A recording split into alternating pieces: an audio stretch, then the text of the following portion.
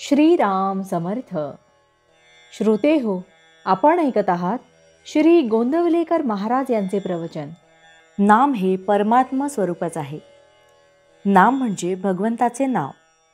साधन या दृष्टीने देवाच्या निरनिराळ्या नावात फरक नाही. नाम हा जीव आणि शिव यांच्यामधला दुवा आहे. नाम हे साधनही आहे आणि साध्यही आहे. नाम सगुण आहे आणि निर्गुणही आहे. नामाचा आरंभ सगुणात आहे तर शेवट निर्गुणात आहे. आरंभ सगुणात आहे असे म्हणण्याचे कारण हे की भगवंत मुळात जो निर्गुण निराकार आहे तो जेव्हा सगुणात आला तेव्हाच त्याला नामरूप लागले आणि सगुणरूप नाहीसे झाले तरी नाम शिल्लकच राहिले, म्हणून ते निर्गुणही आहे. तेव्हा सगुण आणि निर्गुण भक्तीला आधार नामाचाच आहे. नाम हा सत्संगाचा पाया आहे आणि कळसही आहे. नाम म्हणजे आपली वृत्ती आणि भगवंत यांना जोडणारी साखळीच आहे.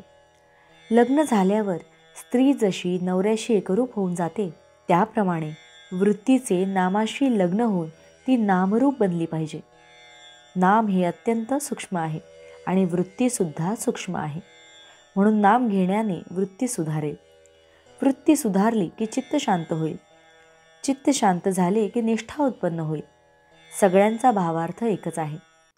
अन्नाला स्वतःची चव असते, त्यात आपण आपली गोडी आणि आवड घालून नंतर ते खातो.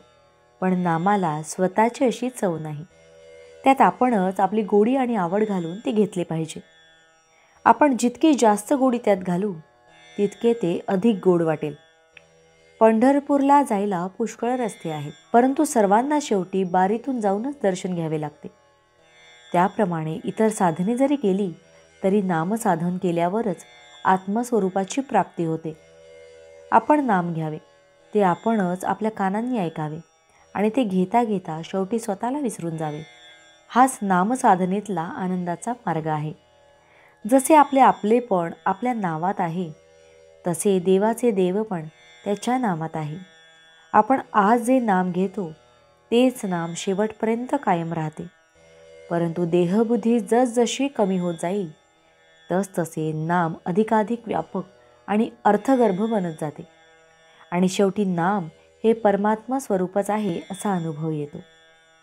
पाणी हे जसे शरीराचे जीवन आहे तसे नाम हे मनाचे जीवन बनले पाहिजे.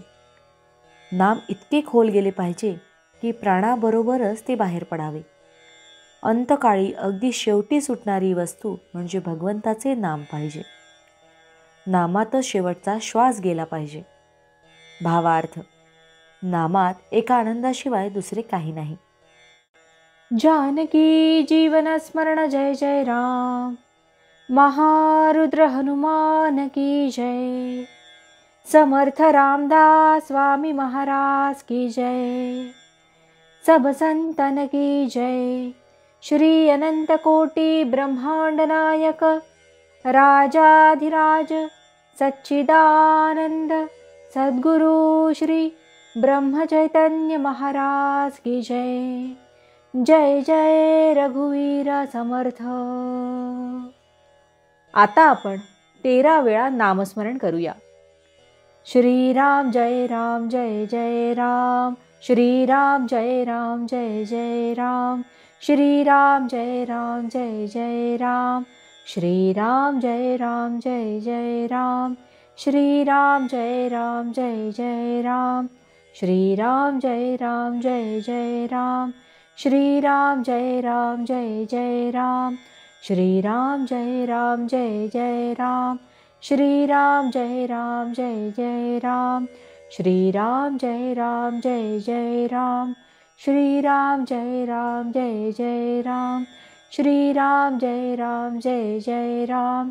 श्रीराम जय राम जय जय राम. जय श्रीराम.